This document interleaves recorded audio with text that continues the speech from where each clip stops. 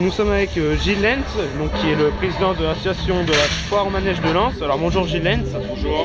Donc vous êtes bien le président de l'association de la foire au manège de Lens. Tout à fait. Alors quelles opérations ont été menées cette année pour attirer les clients sur la fête?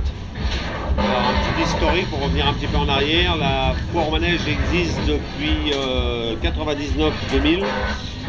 Et depuis 12 ans, nous pratiquons avec le Secours Populaire une opération majeure, qui est une opération, une journée gratuite pour les enfants, sur tous les manèges. Et cette année, nous avons rassemblé à peu près 2000 enfants de tout le secteur du Bas-de-Calais jusqu'à, on s'en va jusqu'au côté des Nains-Beaumont et proche de l'île. Qui se fait à quel moment?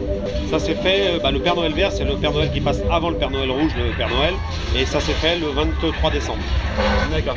Une opération spéciale cette année à 2 €, c'est bien Oui. ça? Donc, cette année, nous avons voulu organiser 2 € sur tous les manèges parce que la conjoncture elle est ce qu'elle est et on se rend compte qu'il y a quand même certaines difficultés. Donc tous les manèges sont à 2 €, ce qui favorise un petit peu les stands qui eux ont la possibilité d'avoir des clients qui vont, si les gens ont 10 €, ils partagent un petit peu sur les manèges et les stands.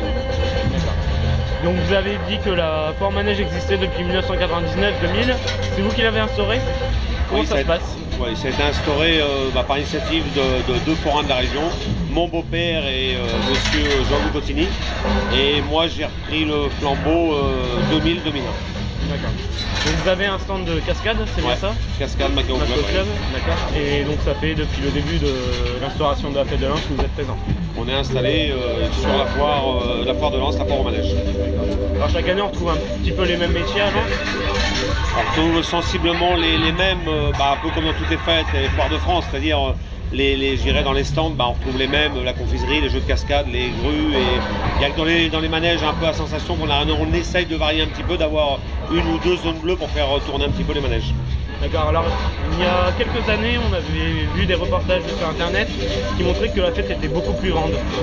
Ça dépend des années, c'est-à-dire on a un emplacement délimité par la mairie de Lens, donc c'est à nous de tout faire rentrer dans cet emplacement. Alors des fois on a des manèges qui prennent du volume, donc on serre. Cette année on a eu un peu moins il nous a manqué une grosse attraction puisqu'on avait un emplacement de 33 mètres disponible pour un karting qui n'est pas venu, donc on a été obligé d'aérer un peu.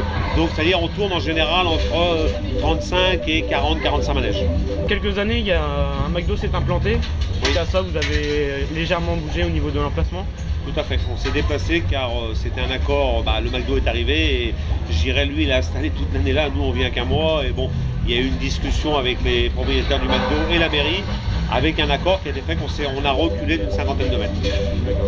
Bien, merci beaucoup pour cette interview et puis on vous dit à bientôt sur les fêtes. Merci et meilleurs vœux à tout le monde, bonne année. Merci à vous.